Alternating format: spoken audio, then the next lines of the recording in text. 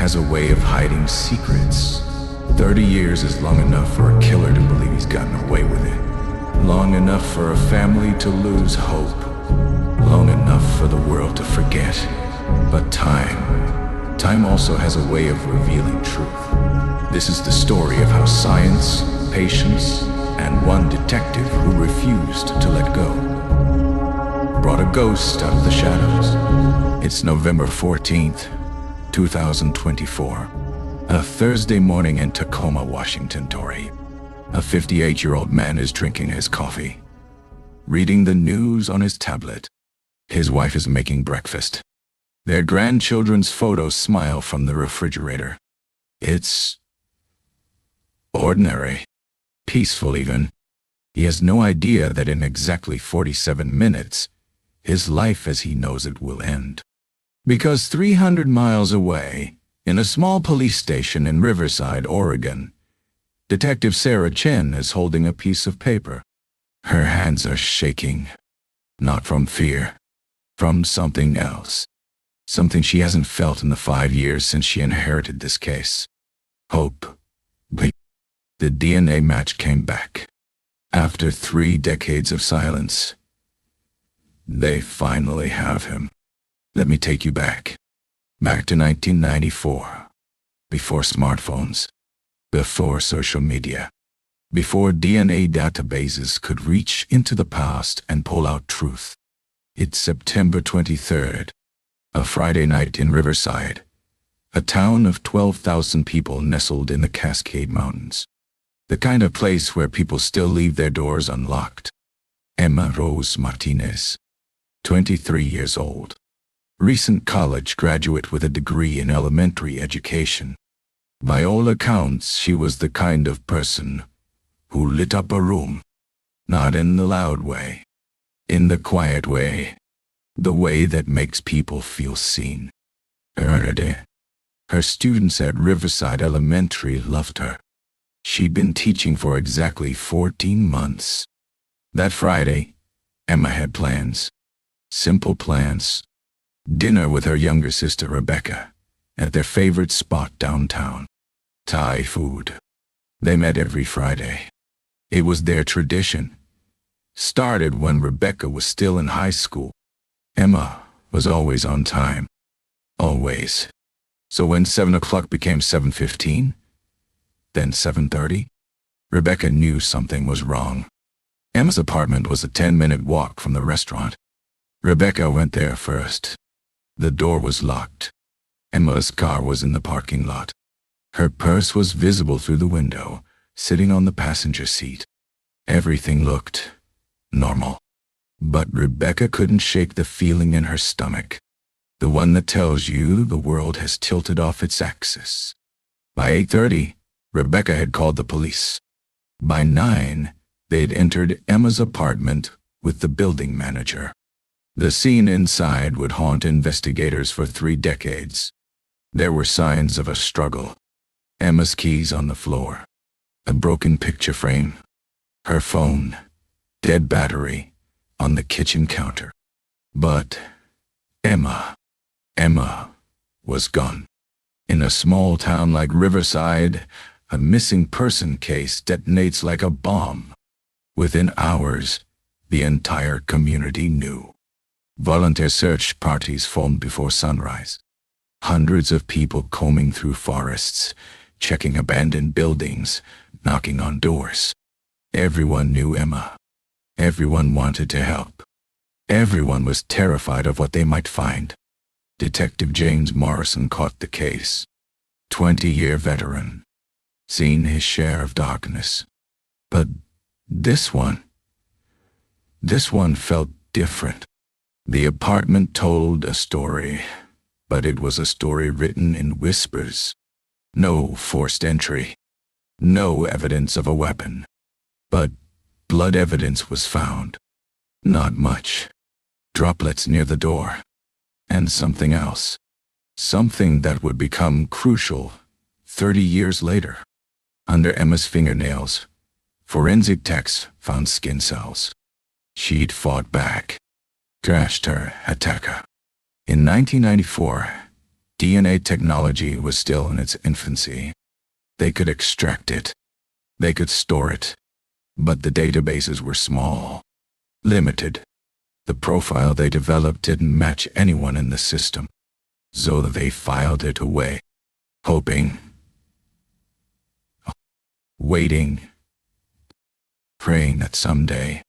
3 days after Emma disappeared, a jogger found her body in Riverside State Park, 7 miles from her apartment, hidden in a ravine, covered with branches. The medical examiner's report. I won't go into details. What matters is this: Emma fought. She fought hard. And in fighting, she left us a gift. Evidence that would sleep for 3 decades, waiting for science to catch up. Detective Morrison worked the case for 2 years. Every lead, every tip. He interviewed over 300 people. Friends, neighbors, strangers who'd been in town that weekend. He investigated ex-boyfriends, co-workers, anyone who'd ever had contact with Emma. Nothing connected. The DNA profile sat in the evidence locker. A ghost. Invisible. Untouchable.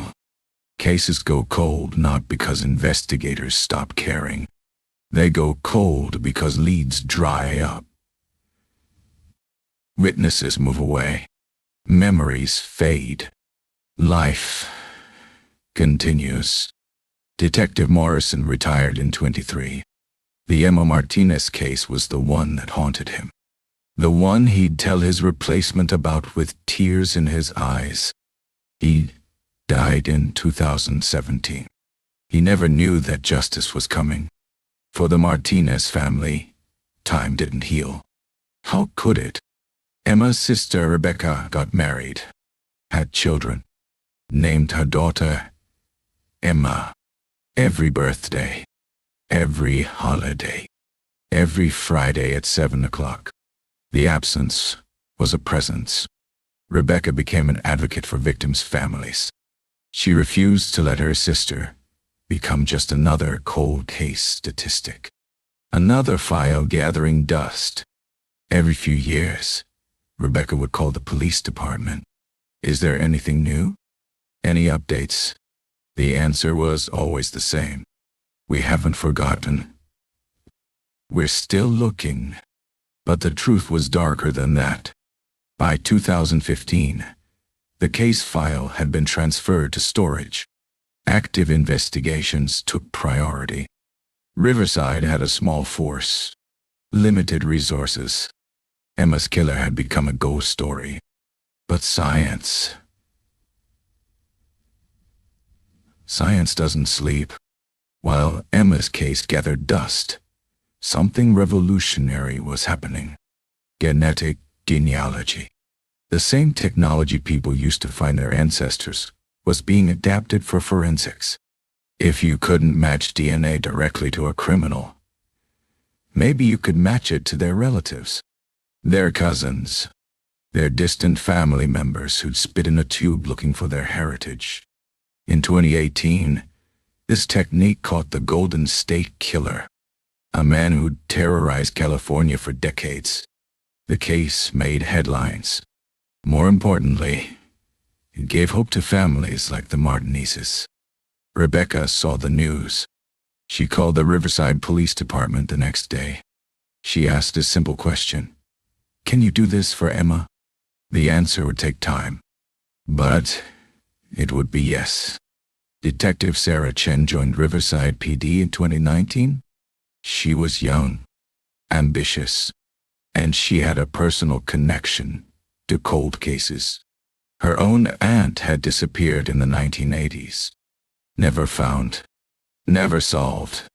Sarah understood what it meant to live with absence, to need answers. When she was assigned to the cold case unit in 2020, Emma Martinez's file was the first one she opened. Sarah read everything, every interview, every report, every dead end. She studied Emma's life like a biography. She visited the places Emma had been, talked to people who'd known her. Some had died. Some had moved. But some still remembered, still cared, still wanted justice. Sarah made them a promise. I won't let this die. I won't let her be forgotten. The DNA evidence was still there, still viable. But genetic genealogy isn't simple. It's not like TV shows where you push a button and get an answer. It requires funding, specialized labs, genealogists who can build family trees from fragments. Sarah spent a year writing grants, making calls, building relationships with experts. She was tireless, obsessed, some said, dedicated, others argued. In March 2023, Sarah got the approval she needed. The DNA from Emma's case would be sent to Parabon Nanolabs, a company specializing in genetic genealogy. The process would take months.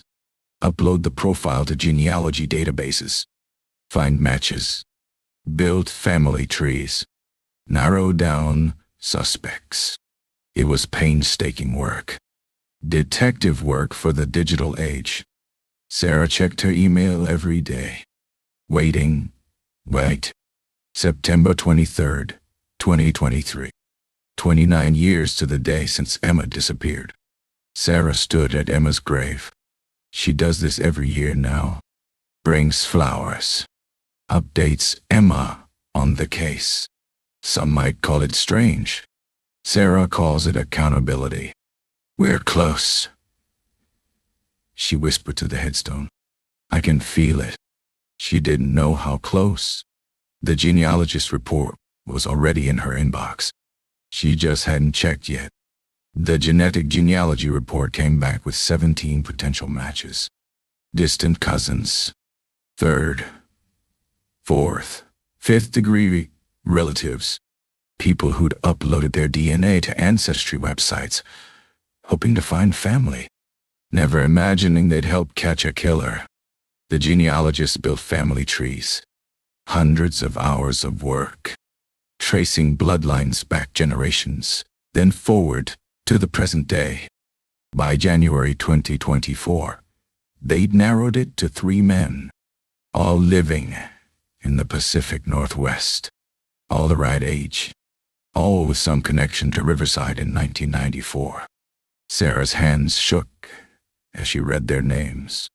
One was a pastor in Seattle, one was a mechanic in Portland, and one was a contractor in Tacoma. His name was Michael James Thornton. Age, 58 and tort. Married. Dutch. 3 children. 5 grandchildren. Sarah started with background checks. Michael Thornton had no criminal record, not even a speeding ticket.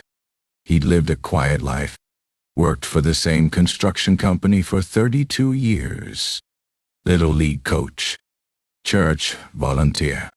On paper, he looked like anyone's neighbor, anyone's grandfather. But Sarah had learned something in her years as a detective. Monsters rarely look like monsters. The connection to Riverside took weeks to find.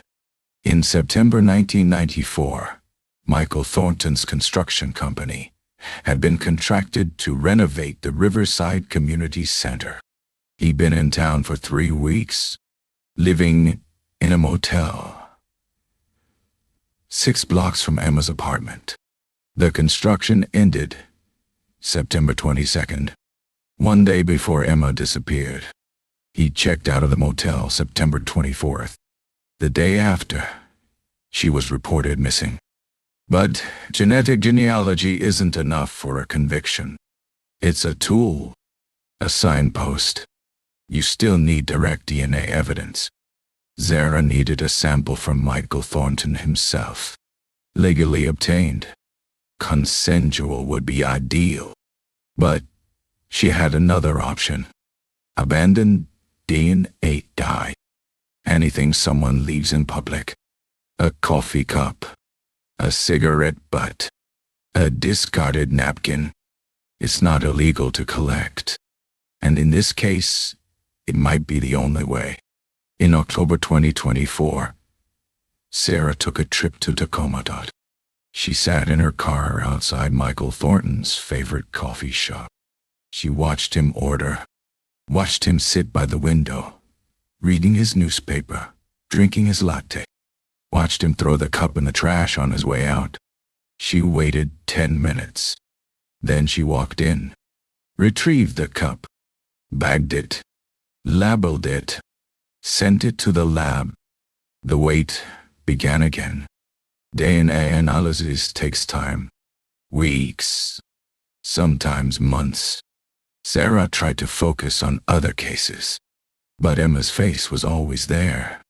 In her mind, on her desk, in her dreams.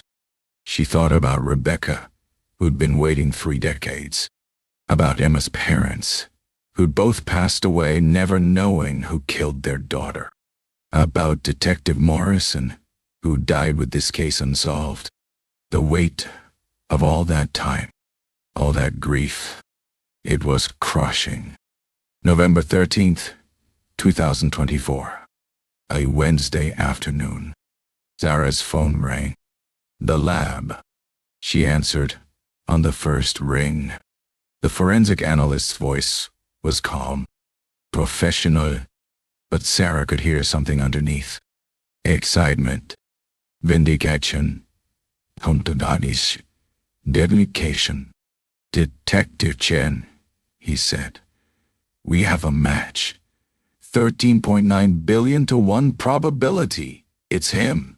You got him. Zara sat in silence for a full minute after the call ended. Then she cried. Not from sadness, from relief, from the weight of responsibility lifting, from the knowledge that she kept her promise. She called her lieutenant, then the prosecutor's office, then Rebecca Martinez. That call was the hardest. Rebecca, Zara said, her voice breaking. We found him. After 30 years, we found him. Rebecca's scream could be heard through the phone. Joy, delight, anguish, disbelief. 30 years of grief, compressed into a single sound. Are you sure? She kept asking. Are you absolutely sure? Zara was sure. The science was sure. The evidence was sure. They had their ghost. Now they just needed to bring him in. The arrest warrant was issued that evening. Tomorrow morning, Michael Thornton's ordinary life would end. That night, Sarah couldn't sleep. She kept thinking about Michael Thornton. How he'd lived with this secret for 3 decades. How he'd built a life, a family. How he'd coached baseball and attended church and kissed his grandchildren. How he'd known what he'd done. Known Emma was in that ravine. Known a family was suffering. He just continued. That kind of compartmentalization. That kind of evil. It's hard to understand. November 14th, 2024. 6 a.m. A tactical team assembled outside Michael Thornton's house in Tacoma. Zara was there. She'd driven through the night. She needed to see this. Needed to look him in the eye. The sun was rising. Pink light touching the rooftops. Inside that house, a man slept next to his wife of 35 years. Neither of them knew what was about to happen. 6:47 a.m. by. The knock came. Loud. Authoritative. Police. Open the door. Sarah watched through the window as lights flipped on inside. Movement. Confusion. Michael Thornton opened the door in his bathrobe. Glasses askew. Hair messy. Johnson. He looked at the officers. At Sarah. His face, for just a second. Sarah something. Recognition? Fear? Or was it resignation?